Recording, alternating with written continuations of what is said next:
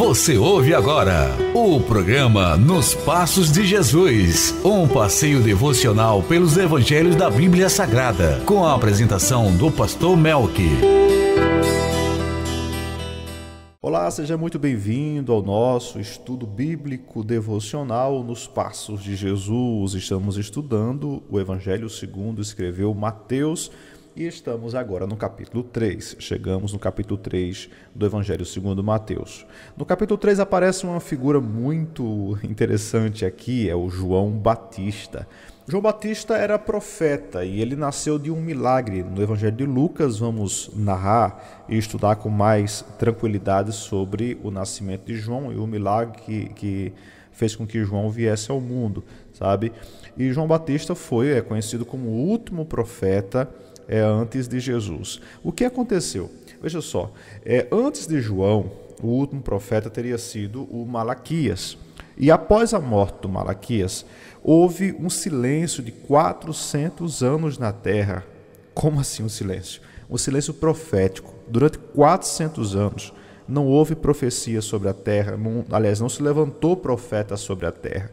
Isso quer dizer o seguinte: se você pegar a sua Bíblia, na última página do Antigo Testamento e abrir em Mateus capítulo 1, entre a última página do Antigo Testamento e a primeira página do Novo Testamento, passaram-se praticamente 400 anos. Gente, isso é muito tempo, Muita coisa aconteceu nesse período de 400 anos. Nessa época houve a Revolução dos Macabeus, nessa época o Império Romano dominou uma boa parte do mundo, enfim, a história continuou, o mundo não parou nesses 400 anos, porém Deus não enviou profeta sobre a terra, ou não levantou profeta sobre a terra. De repente, 400 anos depois, aparece João Batista, nascido de um milagre, pregando, dizendo assim: olha, arrependei-vos porque é chegado o reino dos céus.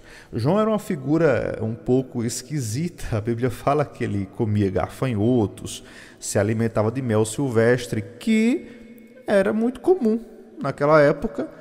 Não era uma comida assim também tão esquisita. Você fala assim: nossa, peraí, gafanhoto, isso é um absurdo. Gente, mas para pensar, eu sou nordestino. Aqui no Nordeste, boa parte das pessoas, não é todo mundo que gosta, mas uma boa parte come uma formiga chamada tanajura, Eu particularmente gosto muito delas. Outras pessoas não suportam nem o cheiro. Mas a gente come tanajura, que é uma formiga, não é? E imagina, o João se alimentava de gafanhotos, que na época era muito comum, ainda hoje em muitos países, então não é nada de tão absurdo assim. E vivia nas regiões desertas. João, ele pregava próximo ao Rio Jordão. O nome dele é João Batista, não porque no registro de nascimento dele está lá João Batista, é porque essa palavra Batista vem de batismo, porque ele era o João que batizava. Ele começou a batizar seus seguidores nas águas do Rio Jordão. Daí veio o nome João Batista, que vem de batismo, não que seja o nome lá no registro de nascimento dele, beleza? E ele começa a ensinar e fala: olha, vem aí, o Messias está chegando, ele está chegando. Certo dia João está batizando lá no Jordão e ele fala assim: olha, eu estou batizando vocês para o arrependimento, mas vem aquele que é mais poderoso que eu não sou digno nem de desatar as sandálias dele, e ele vai batizar vocês com o Espírito Santo e com fogo. Qual a simbologia dessas palavras de João, hein, gente? Já parou para pensar nisso?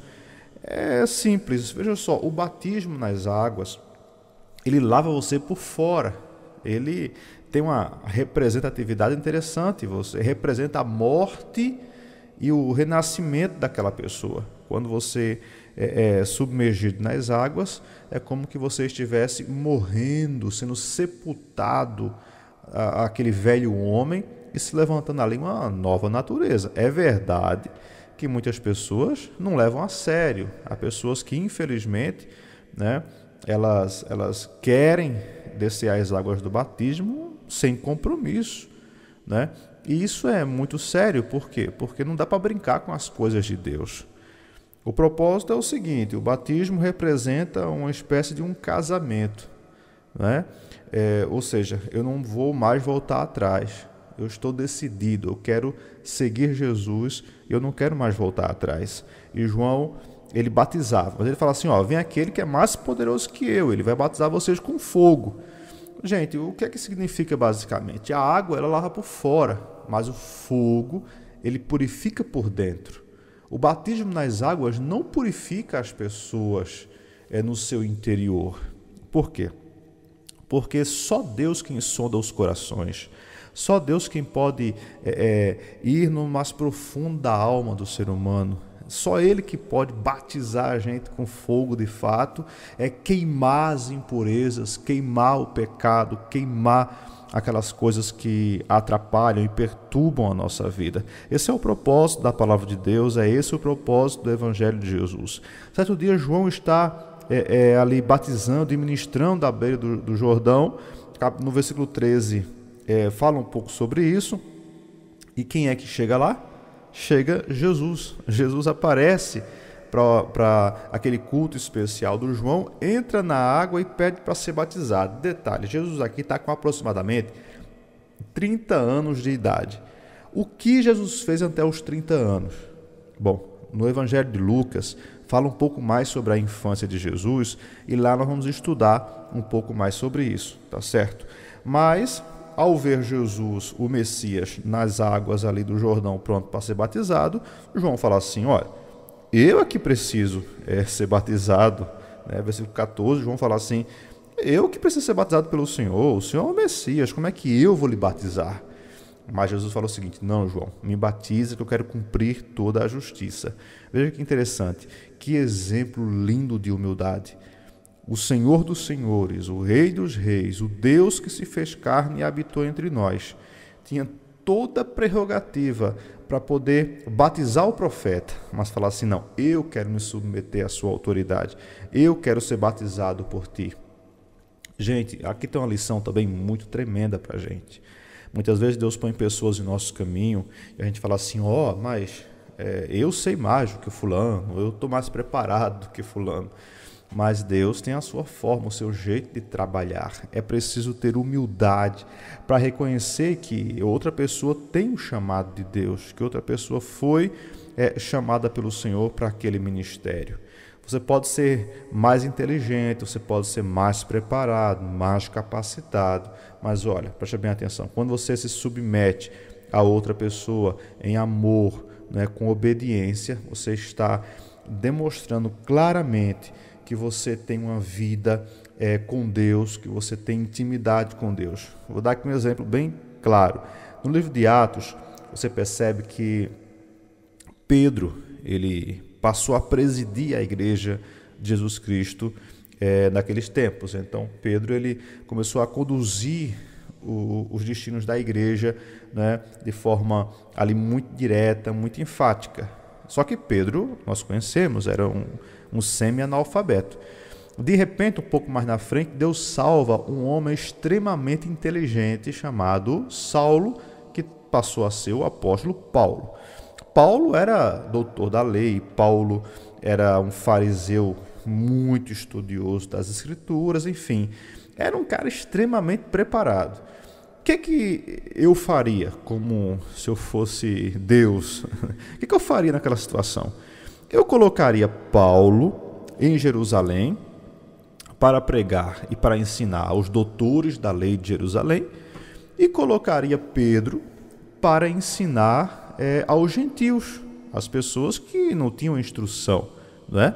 Pedro provavelmente falaria melhor a língua daquele pessoal e colocaria Paulo, todo preparado, mega inteligente, para ensinar aos doutores, para evangelizar aquelas pessoas intelectuais. Mas olha o que Deus faz. Graças a Deus que eu não sou Deus. Vê a mentalidade de Deus. Deus deixa Pedro em Jerusalém pregando para os doutores e para os estudiosos de Jerusalém e envia Paulo, o cara super preparado, para ensinar aos gentios. E ambos tiveram sucesso em seu ministério. Gente, é assim que Deus faz, sabe? É por isso que a gente não pode querer entender Deus, sabe? Deus tem um jeito dele trabalhar. Talvez a pessoa que levou você a Jesus, que te apresentou o Evangelho, é uma pessoa que não tem o conhecimento que você tem, que não tem os dons que você tem. Talvez é uma pessoa que nem saiba ler, que nem nunca toca um instrumento, e você é um músico, enfim. Mas a Bíblia fala que Deus usa as coisas loucas desse mundo para confundir as sábias. Esse é o jeito de Deus trabalhar. Por isso que Deus pega situações como esta do João Batista, né? Mesmo sendo um profeta, mesmo sendo um homem de Deus, o próprio Jesus vai até ele e fala assim: não, eu quero que você me batize, não há nenhum problema. João questiona, né? Está aqui no versículo 14, como que eu vou batizar o Senhor? O Senhor é o Messias, eu sou um simples profeta. Mas Jesus se submete àquele momento. Eu acho isso lindo, uma questão de humildade.